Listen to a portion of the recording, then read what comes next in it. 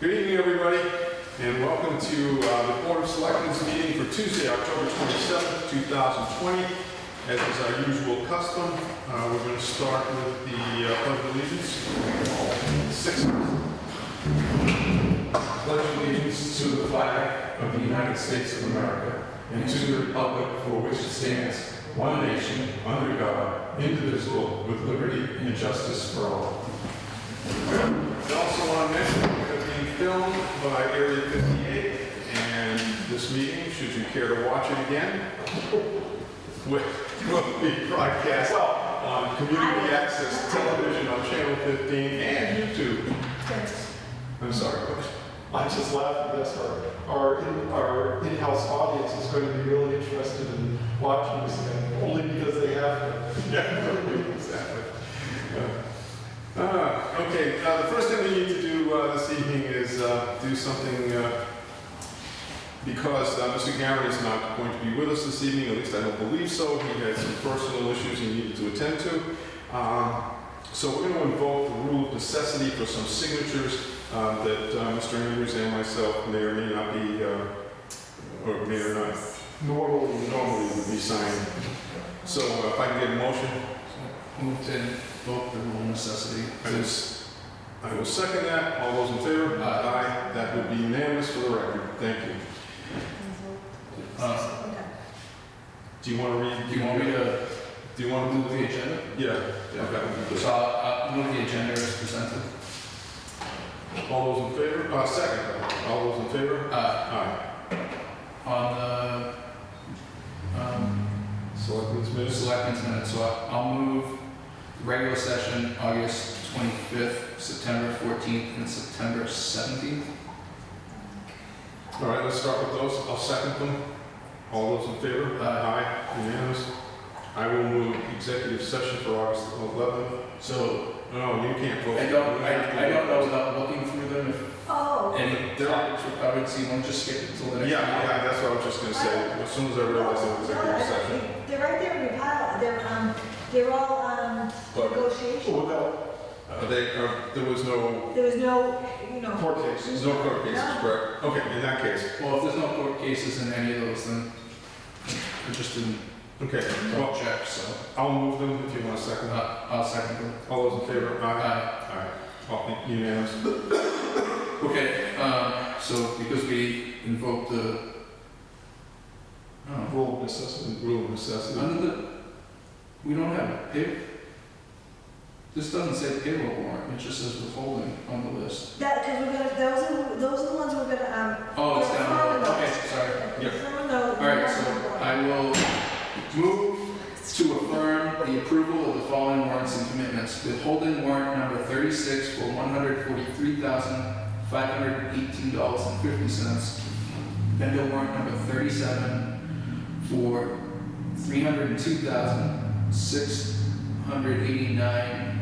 $302,689.08. School warrant number 39 for $6,814.88. Mobile home park fee number 10 for $5,160. Ambulance commitment from October 5th, 2020 to October 11th, 2020 for $56,680.13. Ambulance commitment from October 12th, 2020 to October 18th, 2020 for $32,147.74. Second. All those in favor? Aye. Skip. Yeah, yeah. let's skip that one. Yes. Okay. I move to affirm the payment of the following selectmen's bills. Massachusetts Municipal Association for $50 and National Grid Town Hall electricity for $636.45. Second. All those in favor? Aye. Unanimous. So I move to approve the following warrants. Payroll warrant number 38,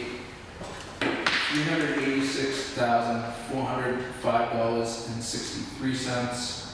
Vendor warrant number 40 for $448.26. Withholding warrant number 41 for $132,375.03, and that's what we invoke the rule of necessity for. Second. All those in favor? Aye.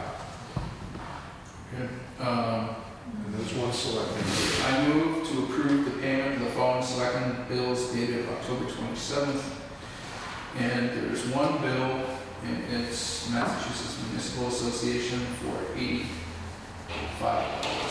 Second, all those in favor? Aye. Unanimous. Moving right along to general mail.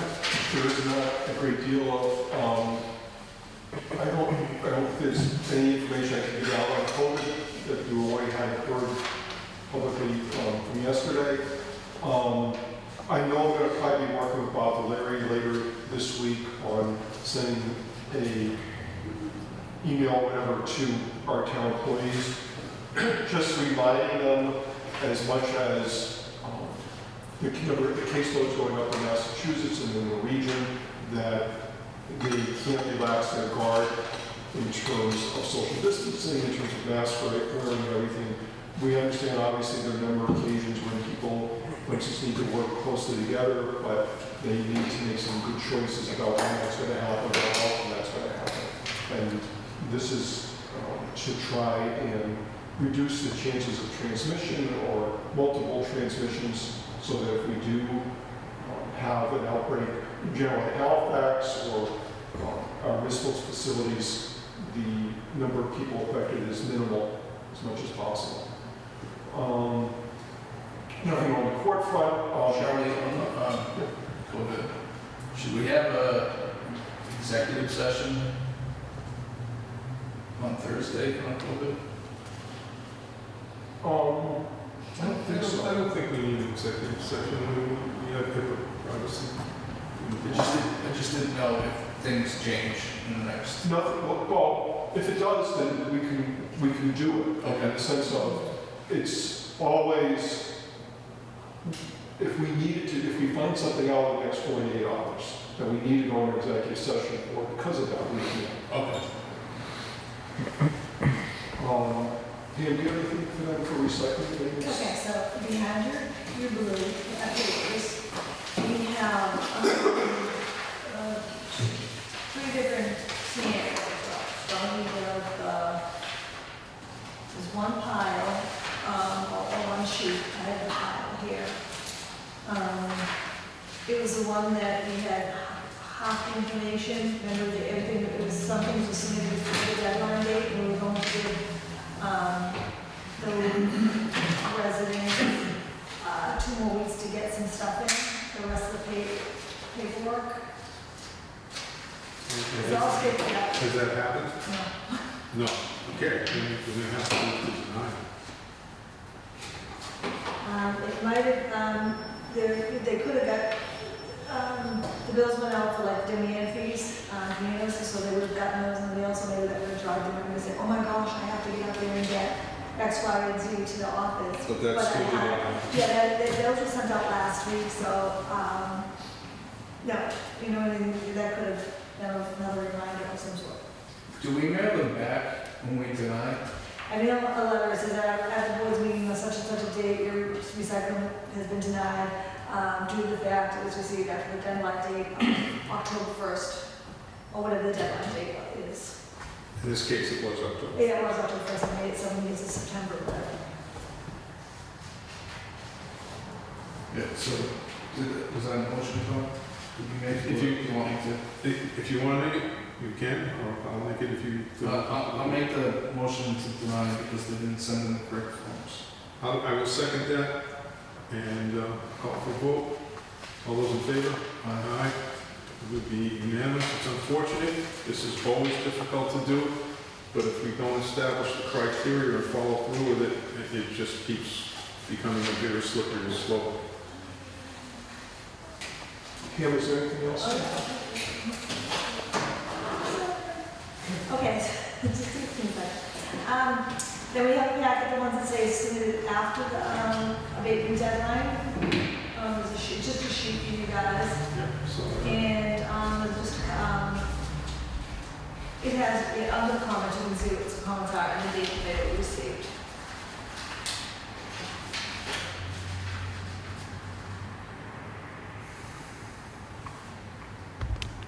So those are after the bills went out, right?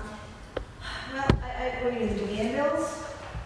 If it was received on the 15th. Yeah, well, the demand bills I think went out last week, so I'm just trying, But the original bills had gone up. the original bills were Yeah, on it's- August. it's- no, I understand. August 28th thing.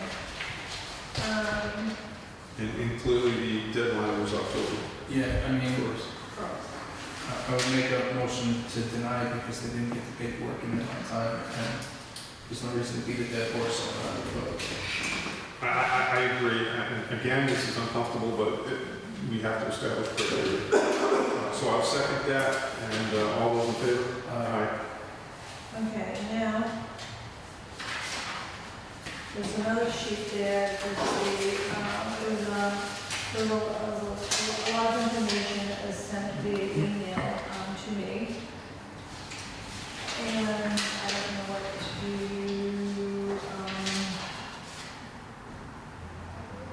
I guess the resident didn't receive the first bill, but then received the demand notice. Not sure how that what happened there, I'm not sure. I mean, that's a lot of reading there.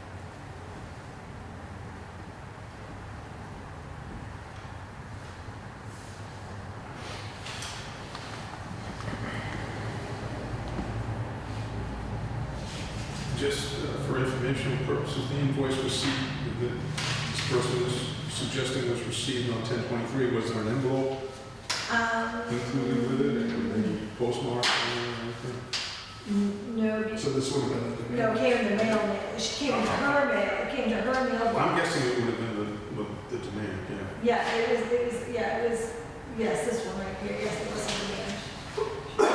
The original right here, she just stated on when they received it on 10/23.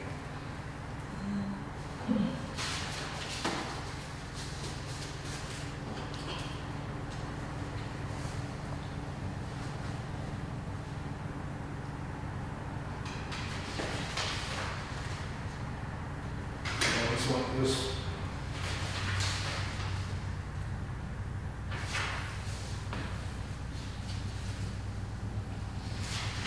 So is that going to be the same reason for the other ones received on 26 and 27? I mean, the 15th and the 19th, No, I would say that is the bills. you mean that packet that we just did? No, Yeah. no, you're talking. Yeah. So that packet we already did, and no, those ones came, whether they came, Because it says received 10/20, there's 10/15, 10/19, 10/23. So is that, what was received then was the letter from their hauler and the abatement form. What this person's stating is that they never received the very first bill to begin with, to know that there was an abatement deadline of the 1st of October. And the next thing they got was the demand notice, and then they're like, oh, I didn't receive the first one. That's that scenario. They never received the first one, so they never even knew there was one out there.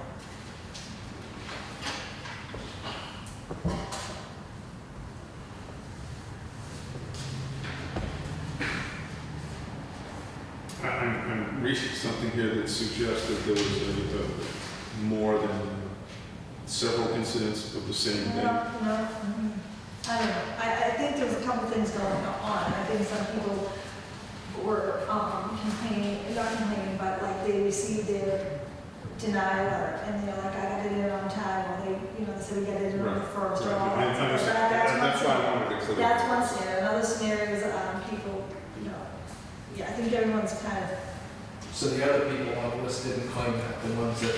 no, they got their mail, they just sent in their stuff. Late. They didn't say they didn't get it from mail. That's the only person I've heard that didn't get it from mail. It could be others, I don't know. This is very frustrating. I received a call today from somebody who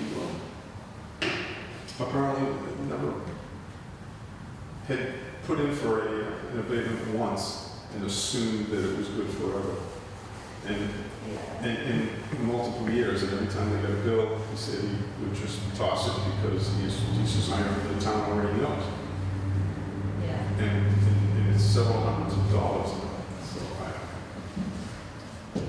all I could do was be sympathetic, but I didn't hold out a whole lot of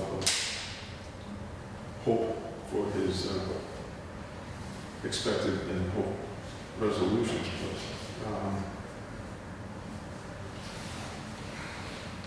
But, short of sending everything out registered or certified mail, it's not impossible that somebody could have gotten something and just either confused it Or to get this in the mail. Who knows, Yeah. At the end, I always think that everybody knows this comes around once a year, like your taxes. I don't know if you were to do this, you open the gate now for. Well, I guess that's what I was asking. Did the other people claim they didn't No, receive it? yeah. No, they didn't. No, that was not the case.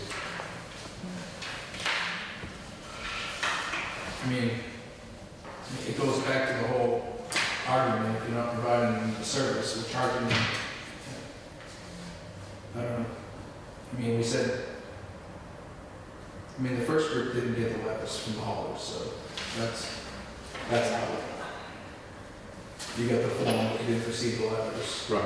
Yeah. The second group is only one person claiming they didn't get the bill, the other people didn't make that claim, correct? Right, I did different packets, before, after, and then this scenario right here. And there was nothing in the return mail, I saw. No, I asked Pam, and she said she didn't have anything in there. Not that I want to kick this can down the road, but I'd like to do this as a full board, because if we were to do something different than what we've been doing, it would establish a precedent. I think that would be more appropriate. It's fine with me. So we'll push this out. I'm curious over either to one of the special meetings or November 10th or what? What's the Whatever meeting we have. Okay. The next meeting. Yeah, I'll make sure, whatever next meeting we have recycling abatements on the Yeah. agenda. Okay, so we'll go ahead and Do you need a motion for that? Do you want a motion to table it, or just? No, you haven't done that. Okay. We'll carry it over. Guys, Okay, moving on. You have sex for Oh, yes. We're getting closer to the end of our agenda, so I was getting all excited. We have a 6:45 appointment. We're a few minutes late, I'm sorry. gentlemen would like to get closer to that mic. Cable Advisory Committee at Area 58 contract renewal.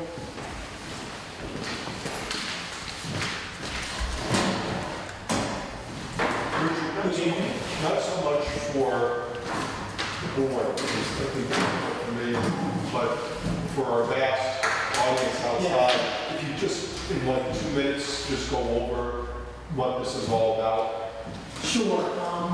In 2015, the three communities of Carver, Plimpton, and Halifax jointly elected agreement to allow for what had been Carver Community Access Television to merge and become a singular entity to provide public access service and coverage for the three towns. This allowed us to pool the resources from the three towns, thereby giving us a lot more ability to effectively do so for everyone rather than having each town sort of go on its own time and that way, particularly in smaller communities. This kind of arrangement is proven very effective. And Halifax and Plimpton had already been in an agreement of sorts with Comcast, who had up until that point provided the public access service, but had informed the towns that they were no longer interested in doing so. Having seen that information in the news, I believe on a radio station, WATD, I was informed of it and immediately got in touch with Charlie, who then got in touch with the members of the Cable Advisory Committee, and we met with them a couple of days later, and since then, after that time, we managed to put it together, and 5 years in, we're looking for renewal of the same thing, to continue doing what we've been doing for the towns. So when does the current agreement expire? I'm not exactly certain of the date, but it's relatively soon. I don't know the, I don't recall the exact date, to be honest. I don't know the exact date either. It's more, but we have to check to see whether, because when Plimpton came on board, we may have signed another date, they pushed it further around. That would be what made it a little more confusing is because initially Clinton was in, then they were in, then they were in, then they weren't certain, then we got everything done between the two towns, and then Clinton said, oh, by the way, yeah. So we had to then redo, basically re-sign the entire agreement. Basically the exact same language, only incorporating them into it and incorporating language that required the funding to come from them as well. So we requested this preliminary meeting just to get an idea of any issues that towns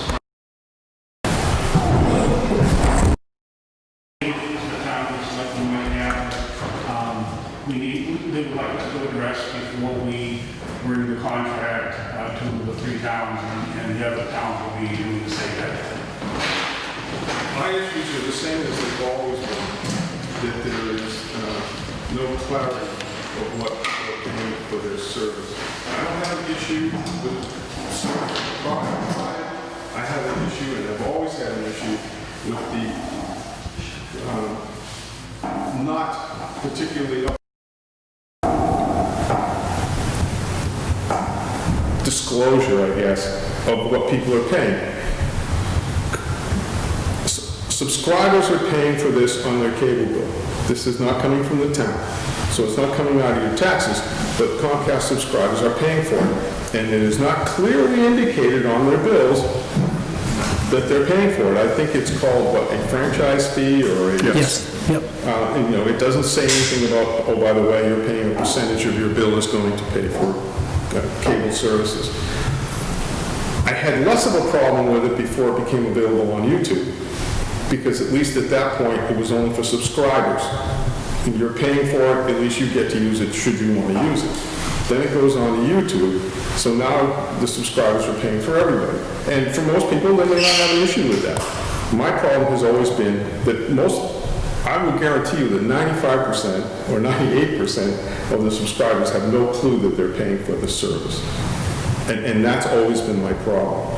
And I'm trying to remember, I know I had asked for a copy of the operating budget once. Did we ever get that? Yeah, yes. We did, okay. I need to look at that. But that's always been my problem with it. And again, I don't have a problem with the service. I don't have a problem with the people. That's not the issue. There is no opt-out clause. You can't opt out. Well, there's no, if you're an individual subscriber. Yes, right. An individual subscriber cannot opt out. And I'm not saying it's a good thing for the community to end it. I'm not going that route. I just don't like the idea that nobody knows what they're paying for. That's my problem. To be fair, Tom, we have no problem with that whatsoever. Yeah. That's entirely Comcast themselves, and we have no control. So, when I say next, I believe we have some negotiation with Comcast again for the 10-year license, and that's probably the best time to get Comcast to comment on that, is during that. Comcast isn't going to do anything, because then people will start calling them, and they're not going to want to deal with But it. you're going to have somebody in front of us that's from Comcast that's negotiating a new 10-year I forget what it's called. And Comcast license, and Comcast always wants something. Yeah. It's just like union negotiations. They want something, okay, we want something. And that's one of the things we should put on the list when we're doing those negotiations and stuff. Whether, whether it be on their bill or whatever, but, whether they comply with our wishes is, is another thing, but, that's probably the first and best opportunity we'll get to present it to somebody that might actually have some interest in listening to us. Well, we could, look, I'm not trying to belabor this thing, I'm not trying to make a monster. We could do a public service announcement, by the way, on your bills, you're subscribing, thank you for your patronage, or what have you. The problem with that is, and I'm sure that's what Comcast's issue was initially too, was that people were going to start asking about opting out. In case anyone hasn't noticed, Comcast isn't the most beloved company in the country for any number of reasons. But anyway, that's my issue with it. I don't know if you have any.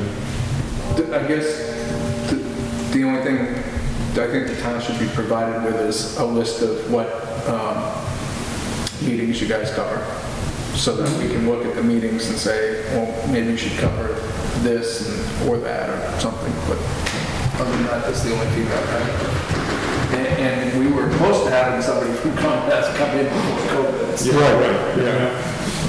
Because there's an annual sort of evaluation that would have been done in April, but obviously.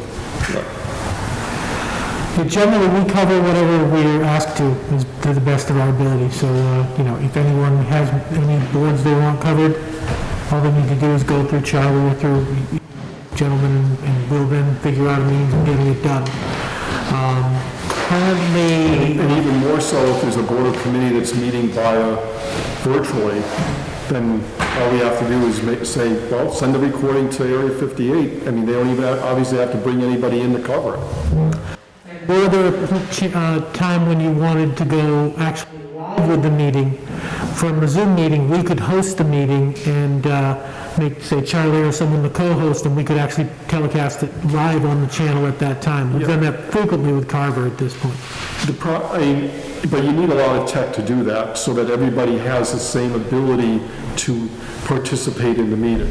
And apparently everyone just needs to have if everyone were on Zoom, right, each person's individually on Zoom, a regular Zoom meeting, we could... Oh, okay, if it's just a Zoom meeting, I didn't know it was meant to... No, he's just saying he can set up, he's the host, and to try and do that and also go live with a meeting is a bit nightmarish. But go live with a meeting like this and Zoom becomes very problematic for us. But we are always looking for additional ways of serving the community and are proud to do so, and really have enjoyed the relationship we've had with Halifax and Plimpton over the last few years, and certainly look forward to continuing doing it. And Tom, I recognize and understand what you're talking about with that, and it's a double-edged sword. Do we limit the videos on YouTube or on our those who are subscribers, and that seems unwieldy and perhaps not working. And I don't have a problem with it, it's not, but people don't know it. Right. And most people don't care, that's fine. And again, it's not anything to do with Area 58 or the people or the service or what you're providing. It just kind of frosts me a little bit that they've always kept this big secret. And if you ask Comcast what that fee is, you cannot get a straight answer. And I'm sure it's because they don't tell their people what it is. But anyway, that's my big gripe. The only other thing is I would ask to see what's going to move forward with just the internet connections versus people that have internet and people that have subscriptions, whether or not the contract's going to allow for the people that are paying for the internet to be included in the proportionality of it. No. Cable is over here because cable predated the internet, and everything is set up connected to cable, including the franchise fee. Internet is over here. We don't play anything. We get to do nothing in terms of regulating, charging, anything to do with internet service. Because as more and more people drop subscription and move to, provide Streaming or whatever. I mean, the only reason we haven't seen a significant drop in Halifax in revenue that we then pass along Area 58 is Comcast keeps raising its prices, and people keep paying for the services. We've seen a little bit of a drop, and if you actually look at the number of subscribers, we've seen a drop. But it's been offset by the average price a subscriber is willing to pay. Yeah, and it's based on a percentage Of cable, but not internet. Not the internet, correct. So in fact, there's a major decision, I don't remember the year, 1993, 1998, that detailed that there would be no way to get a percentage from the internet for towns because they didn't want to. And The other worry that we're going to have facing us for the negotiations was a FCC decision that said, in essence, that Comcast providing the access channels is considered an in-kind contribution that can be measured against the 5%. So making this up, let's say we get about $200,000 or so in income from the 5%. We got a little bit on the actual 50 cents per subscriber. Comcast could, in essence, say, okay, 100,000 of that, that's us. We're putting $100,000 a year in providing, the public's access channels. So only 100,000 of the 200,000 of the 5% is going to the town and pass through. So we'll see how that works out. That's all I've got. Are you looking for an action tonight? I don't believe so. Well, I guess we need to get a date. yes, As to when the current agreement expires, so we get a new agreement, and then get the wording. If there's anything that's going to be changed other than the dates, in the sense of, I'm making this up, let's say it's from January 1st of, whatever, then 2016 to January 1st of 2021. If nothing's changing other than the dates, then we don't have to send it to council, it's rock and roll, just change the dates go. If Area 58 is looking for changes in the language of the agreement, then they need to provide those to the board, and we'll pass that along to council. I don't anticipate that. I think it's just a continuation. Yeah, that's exactly why I wanted us to meet tonight, so we can get an idea of what we have to get together. Once we establish what that date is, and new contracts go to the other towns as well. Okay. Thank you. Good. Thank you very much.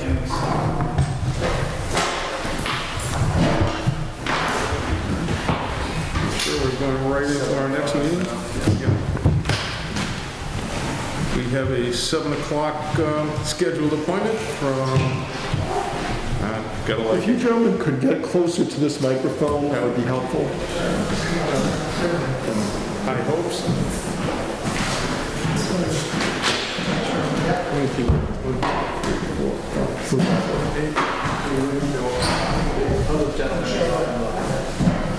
I don't know, he keeps going in and out, but I think he was looking for Concom, my guess is. Gentlemen, thank you. Could you introduce yourself so that...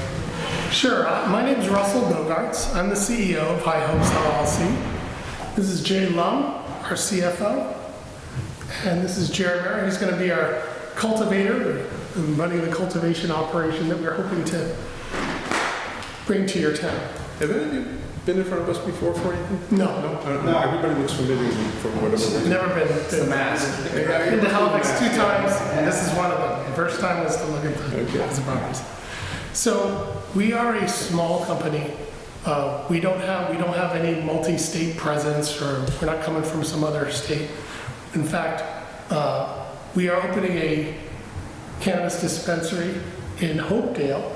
Jay and I both live in Hopedale, and the COO also lives in Hopedale. So to give you an idea, it's this relatively small-time operation, but we do have a decent investor pool to make it all happen.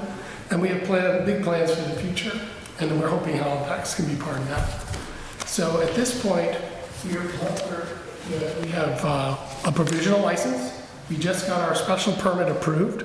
I don't know how familiar you are with the whole cannabis cycle of licensing, but we still have to get our final license and then our operating license before we can open our doors in Hopedale. we hope to open Oakdale in March of next year.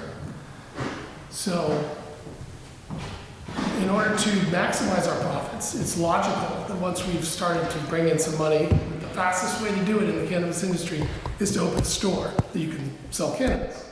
If you start with cultivating, then you have to wait for all the licensing that you need for cultivating before, and then have the product before you, and then, so it's logical from a fiscal standpoint to start with a store. So now that we're on the edge of getting our store up and running, it's now time to start looking for the right cultivation site.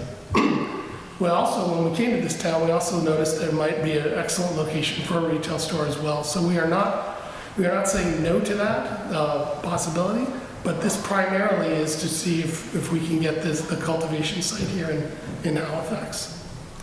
So with that said, you probably want to know some background about us, right? That would be a good place to start. I spent about 20 years as a business analyst. A lot of comedians will say, what does a business analyst do? Nothing, right? But actually what we do in the corporate world is we work as translators between people who want something technical and then developers who actually build the technical stuff. So getting into the trenches, working with lots of documents, maybe not quite as detailed as lawyers do, but not so far off, because it's like mini contracts between stakeholders and the people that make the software. So we're in the trenches dealing with lots of details to the nth degree, making sure we get things done right. So I spent 20 years doing that kind of work and working with all levels of companies. And I realized I had been exposed to many good leaders and many not so good leaders, and for long enough that I know what a good leader is. And I thought it was my turn to take a shot at it. So that's why I started this company. I met Jay. We're poker buddies, and Jay and I started talking. And I found out that he had spent 20 years? 30 plus years. I have a business background in finance, and for about 25 to 30 years of my career, I was a controller for small businesses. And in the last 10, 15 years, I've been accounts payable manager for General Dynamics and W.C. Mason. I was accounts payable manager. So I've been retired for the last 4 years, and then Russ said, this looks interesting. I said, okay, so that's why we're here. So we've spent 2 years on this project. I'll introduce Jerry too. Jerry Mira, our cultivator. Jerry's a longtime friend of mine, a fantastic saxophone player, if you don't know it. And I'm a trombonist myself, but that's how I met Jerry. But Jerry, maybe you can give some background on what you're doing now. Sure. My name is Jerry Mara. I own a real estate brokerage, a small brokerage in Hanover, which is what brought us here. I live right on the Hampton line. The process that we're attempting is fairly labor intensive, so it was more important that the location that I run be close to where I live. We thought this would be a good spot. We met 30 years ago at the University of Massachusetts. I have a business degree from there. And then I went on, I had a news career that I won't get into. And then when I had a family, we moved back to this part of the world, from the West Coast. And I've had a real estate license for 20 years, and we just recently opened our own brokerage this year. And this was something that's the same thing that Russ approached me about. We had a casual conversation, first about investing, and then it moved on to branching out into cultivation, which is something I know a little something about indoor growing and things like that. So that's how it came about. I play a little bass guitar. Maybe. Thought I'd mention that. Excellent. So we spent 2 years pursuing, a year and a half pursuing our host agreement with Hopedale. That entailed a lot of interfacing with folks just like yourself. When we first approached that town, they only had 2 zones that were approved, and there was nothing there's no property available to work with. So I approached the town, I said, look, what can we do? I know we know the townspeople voted for this, how are we gonna make this happen? And they, long story short, I created a petition to open up the commercial zone, and it was overwhelmingly approved by the town. Like, there was about 376 people at the town meeting that night, and only 22 people opposed it. So it was overwhelmingly granted in favor, and so at one point I served as a member of the planning board. When somebody on the planning board took off, they knew me, they had talked to me so many times. I said, he's a smart guy, we'll have him do it until we can vote someone else in. And they would have let me stay. I just didn't want to. I opted out when the voting came around because I didn't want anybody to have any reason to think there's any conflict of interest or any wrongdoing, wrong association with the town. So I just said, it's not a good plan. So I got out of that. But very well versed in what it takes to get this thing going. No, I don't have 5 stores and know what that's like yet. But I'm super confident that I will be able to get this right. And so I'm bringing that confidence to your town, hoping that you will believe that I can do this right for your town as well. Just to be clear, what you're starting and what you're proposing first is a growing facility, correct? That's the first thing. Now, I know you guys have another retailer, and you may have a limit. I don't know if you have a limit. I don't believe. We do I not. don't think they have. There is no limit. Well, then I might submit that maybe it would be not so bad to have another a little competition in the town. But I don't want to commit to definitely doing a retail site yet, because we need to open one store first. It'd be much easier to update that down the road. Well, we don't really need to get into that then. I mean, if you're talking Sure. So where are you looking at to do a grow location? Do you know that address, right? Well, we looked at, because I'm in real estate, I just looked on the multiple listing service and found a few locations. We spoke to someone from Atlantic Properties, and we looked at, when we first started looking, we were looking at sites that could potentially be a cultivation facility, and then down the line possibly expand to retail. So some of the spots that we looked at were right, in front of Walmart, 213 Plymouth, which is just tucked in behind the insurance company there. Once we drove by, we realized it would not be ideal for a retail location just because of the way it's set up and the parking and all the other issues. The other 2 spots were just down the street, vacant lots next to Dunkin' Donuts right on 106. now you're talking this for the growth facility. Yes. Now, are we talking outside growth, inside growth? No, it's indoor. Indoor growth, okay. That, because those lots are relatively small, Correct. and a lot of it's in wetlands, so that you're gonna have to deal with some of that, but. It's not going to be a very large facility. We really would need a building much more than 3,500 to 5,000 square feet tops. Indoor for obvious weather reasons, security reasons. It's just common practice here. Here on the West Coast, or if you're somewhere where the weather is different, they have a different product. They're able to do it on a much larger scale because they can use outdoor, they can use greenhouses. That is in the business district, and growing with marijuana is not considered agricultural, so that would, at least zoning wise, I would think, I'm not the zoning officer, I would think it would fit. But. Yeah.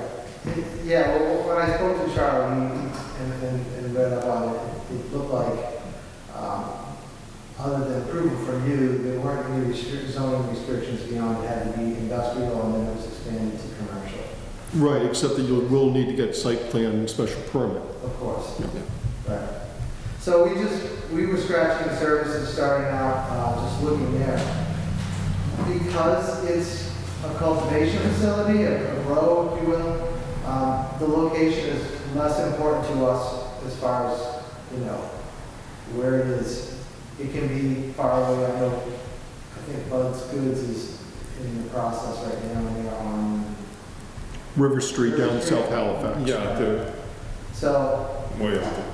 once we have a little more information, we'll more aggressively look for a site. And we'd probably prefer to start with a building that was already in place, but if we had to, we could build something as well.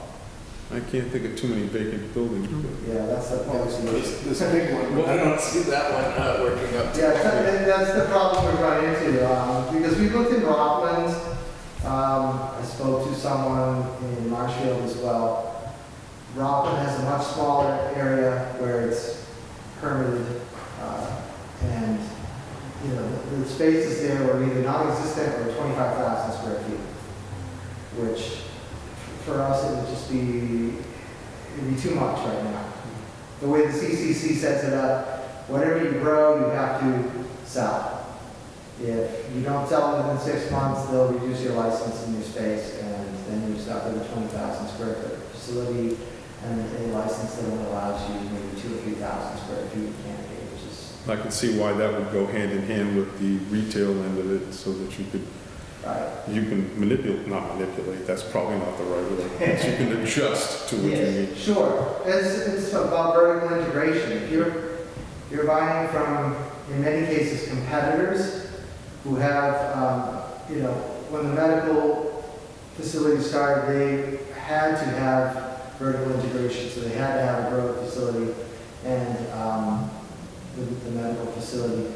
So many times you're buying from competitors, and the prices that we found out that they're charging for product is outrageous.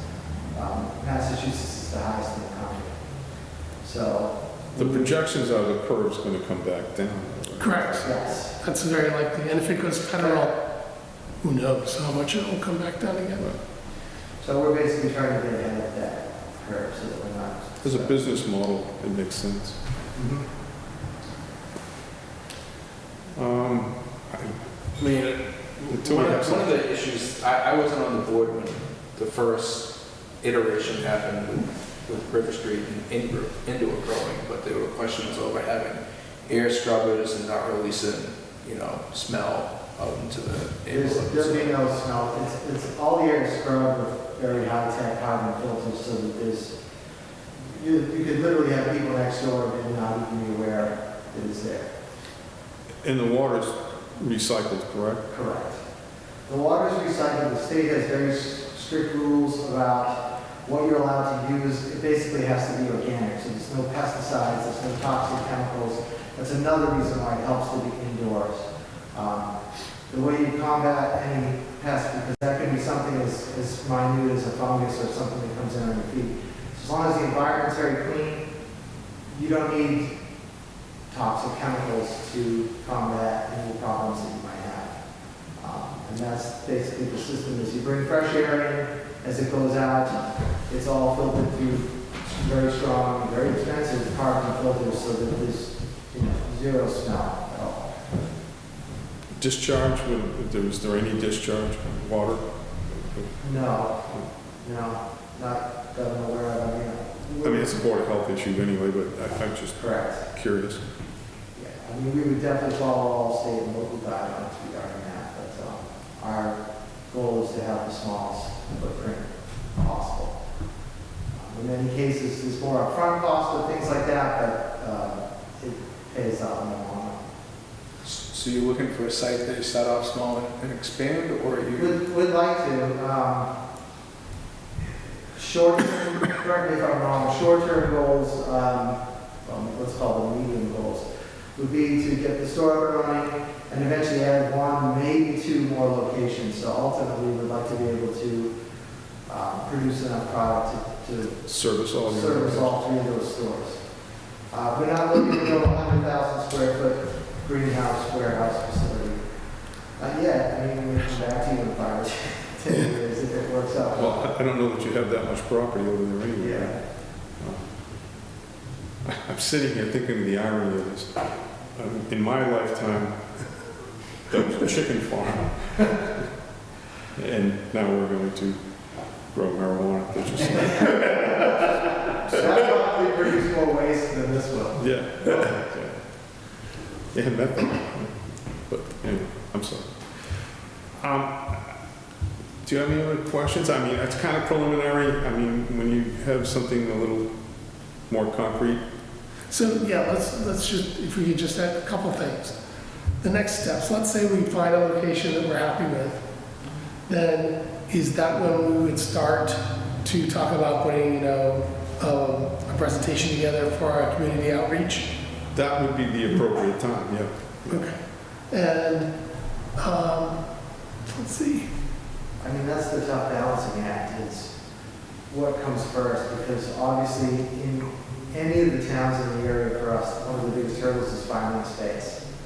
So Russ had asked me, or we were going to ask Charlie, whether we could get the process going before we had, you know, definitively identified a location.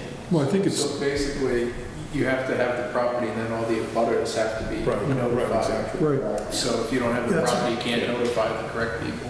He's been trying to sell that forever, so I'm sure he'll work with you. Yeah.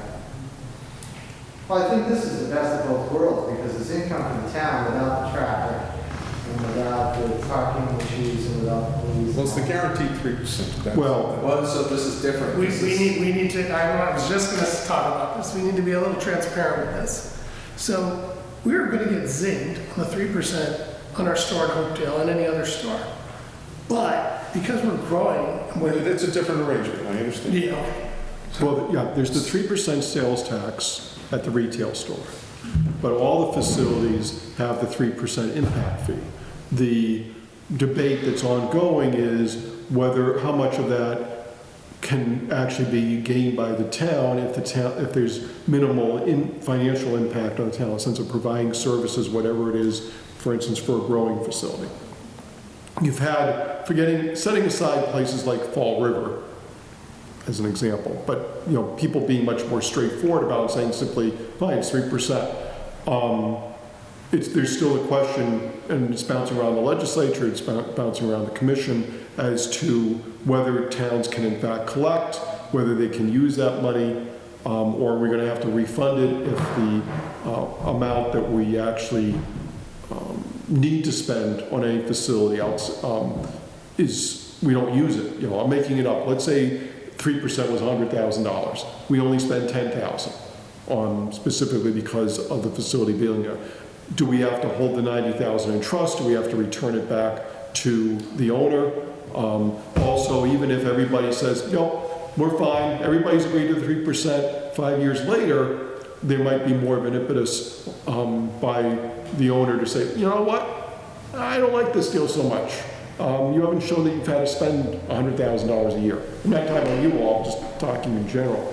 So we're not going to assign a new HCA that includes a 3% impact fee unless you can show us that you're spending the money specifically on impact. That's, you know. that's not the point that I was gonna bring up. But that's one of the challenges in terms of the income for the town, is what is the benefit for the town to have a growing facility, other than we'll get some property taxes out of it. Well, first of all, property taxes aren't nothing. I understand that. I mean, that's money you wouldn't have had otherwise. Second of all, you could charge us, even if you charged us 3% for what we're growing, we're not selling that. That grow is not making a profit. It is supplying a store that's already getting taxed. It's 3%. So our lawyers are telling us that there is no 3% that you could charge that. Now, we do plan to sell our cannabis to other stores. Certainly, if we have more than we can sell, we need to sell it, or else we have to make our place smaller. So for that, we do not contest that. We feel like that's perfectly fair. We're selling this to another cannabis. If you're retail, It's making well, money. you're wholesaling it, but. We're wholesaling, but we are making. But it's effectively retail for you. We're making, yes, we're selling it, and we're not getting taxed on it because someone else is.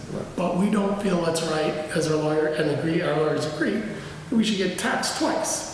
We get taxed for the grow and for the sale. That doesn't seem appropriate. So the issue for the town is there an actual benefit to allow the grow facility? Your taxes, the property taxes. But is it worth the is it worth the headache to go through the whole process for the town? Is it worth, if the facility you know, an average house in town is about $6,000 in property taxes. So you take that location that you're looking at, you put a metal building up, and you have, you know, it's all secure and great. Is that gonna bring in $6,000 in property taxes? Well, it could, because you factor in the personal property, which would be the equipment. But it's not. And then it depends on whether you use the income approach, which, would be probably in this case higher. We would In need, the actual I'll physical. tell you, I can just tell you, we talked about this. We believe that we would sell more, we would grow more than we can sell in one store.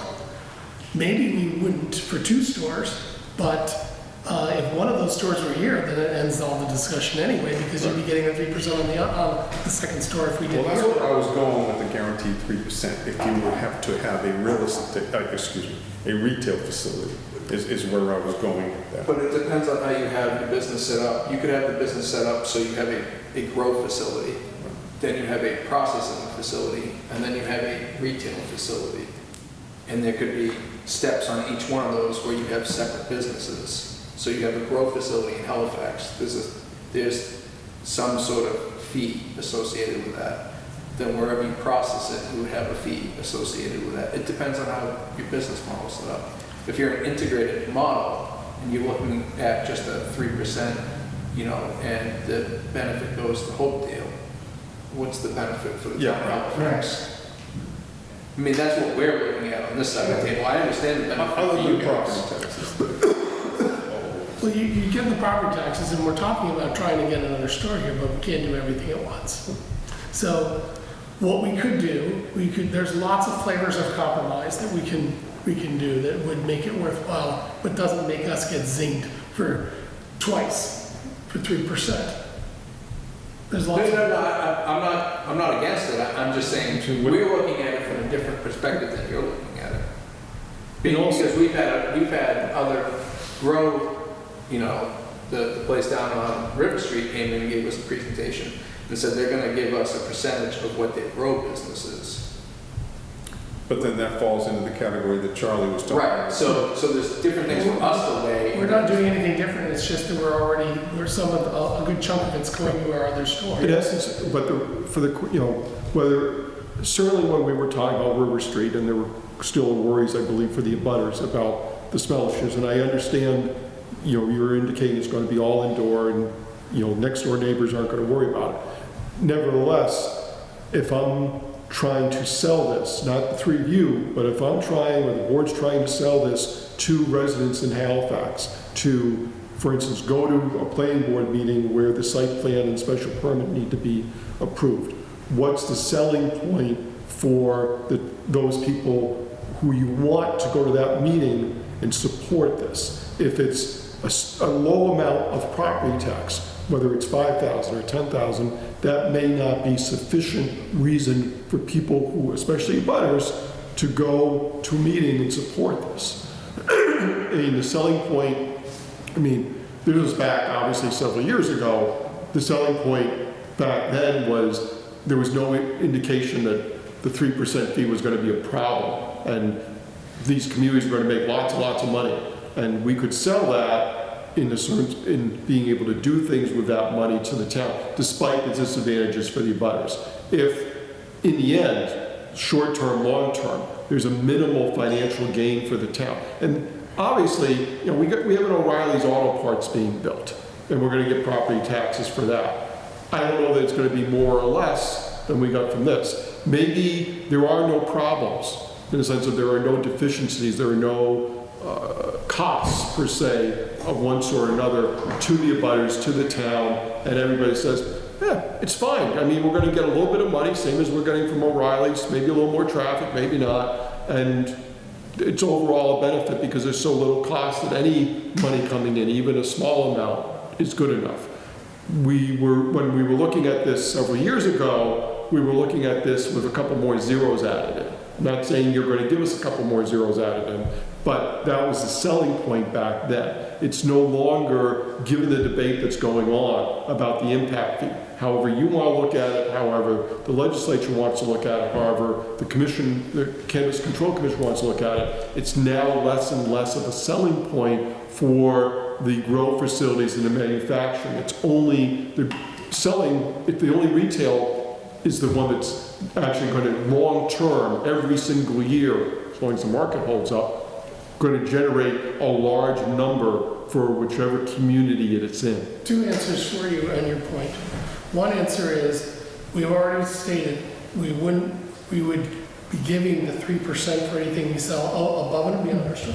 That's also not nothing. No, That's a significant, we expect that, well, maybe Jerry, I don't remember. What do you have a number about how much more surplus that would be? Well, we obviously, if we have to go back to the CCC to expand the license, No, not that. How much in the facility we're planning, how much more than a store could we possibly do right, that? to that, my point is that if we're trying to eventually supply multiple stores, to have to go back and expand that license to a tier 2, 3, 4 license. Well, for the two we're going for. So if we're going for a tier 2 license, that would probably be enough to supply 2 stores. So effectively, you'd be selling, So you're good, you know, about the same amount as you would from one retailer. so if we would just say, forget the cultivation, we're gonna put a store here. Now, the price is making going the to be a same. little lower. It's not going to That's be, true. it's not going to be a full retail price, but we're selling it effectively wholesale. Wholesale, yeah, that's what I was talking But about. it's still, I mean, you know, It's significant. And the point too is, if I was not a cannabis, none of this even gets talked about, right? If it's a liquor store, you're not gonna say, well, why should we open our liquor store? That's a given. which is why I made the point that is that there's no cost in the sense of there are no side effects to having this as opposed to O'Reilly's, as an example. We're looking at simply as, great, we're not going to see any material side effects to the neighbors, to the town. We're just going to see cash flow coming in, as we would for O'Reilly's, aside from a little more traffic. Then that's how we look at it. But the other factor is that what you want in the commercial district? Is that the business that you want in the commercial district? That's a town decision, not. The only reason why I'm bringing up these points is because there's a political cost to everything that you do in town, and you'll have to build political capital with the abutters, and you'll have to go around, introduce yourselves, talk to them, and go through that process. I've been doing that for 2 years. No, I get that. I'm just saying that if you're proposing a retail store, there's a benefit to the town. If you're proposing a grow facility, you get a commercial property, it's not so much a win-win for the town. Well, Or it's just not as big a win. Yeah. it's not, And part of it's going to depend if we move forward and you pick a place, you take a look at the HCA that we signed with Bud's Goods as an example, because we don't want to reinvent the wheel here. And you say, okay, we'll take that text, we'll modify it, and we'll have our council, your council be bouncing it back and forth. And, and we'll see what the wording says as to what, in fact, are the benefits based on the HCA for the town. well, I think it would be beneficial if you saw the presentation that was given to us. Do we have a copy of that? For which? PowerPoint? That Everything's online. yeah, so. I would look at the PowerPoint for their grow presentation that they gave us and see where you guys come back with numbers in that, because I think that's the benefit to the town. That was pretty extensive. Yeah. Well, we want it to be a win-win.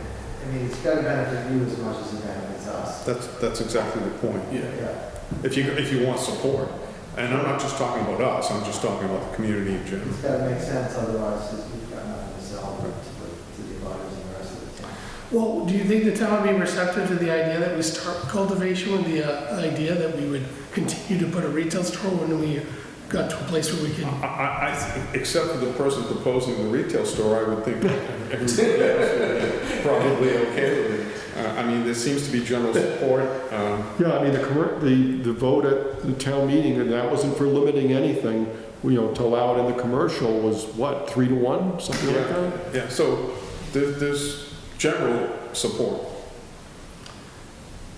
Well, we can work out arrangements, and if you want, we can make it contingent on us setting up a retail store here. Because I don't think we need to do that. I just think, I mean, I think it's separate. Yeah, Okay. yeah, I think that would be the best way, because your plans may change, and then, The market changes. then we're in a whole another.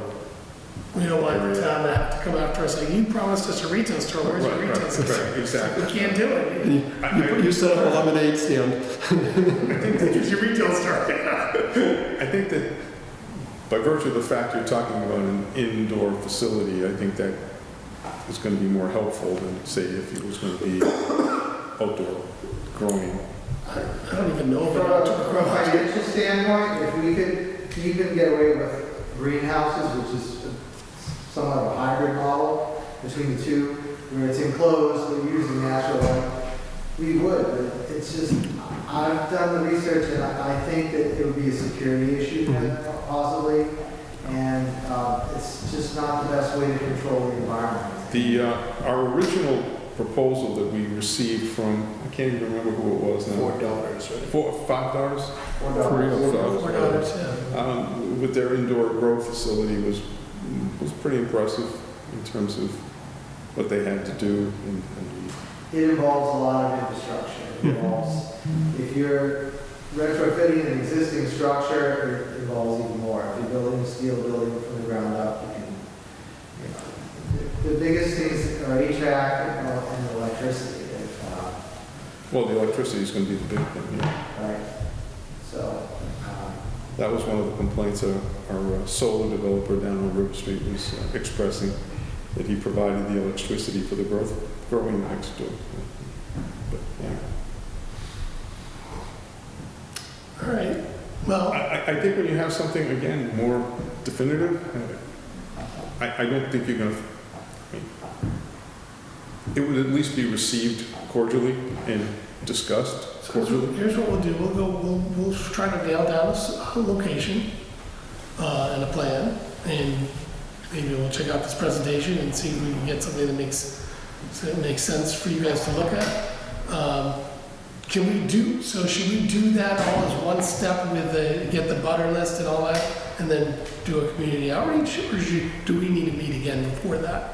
No, I mean, because basically with Bud's Goods, I mean, we were doing a revision with them, but they came in for 5 or 10 minutes, and they were ready to, go with the new public forum, because they wanted to modify the HCA, and we were doing belt and suspenders. Nobody was quite sure whether they needed to do one, but they did it. We held a separate night, did it by Zoom, because we didn't know how many people would show up, and the board met, in fact, yesterday and simply said, okay, fine, we're not making any decisions yet, but I'm to contact Bud's Goods at this point and simply say, okay, give us the new HCA or the revised HCA, and we'll start having our attorney, and eventually, when we're ready, it will come back to the board, and the board will either say, we'll sign this, or they might say to me, Charlie, just get this out to everybody again one more time, and for any last comments or something like that. With you all, once you have a location, once you get a butters list,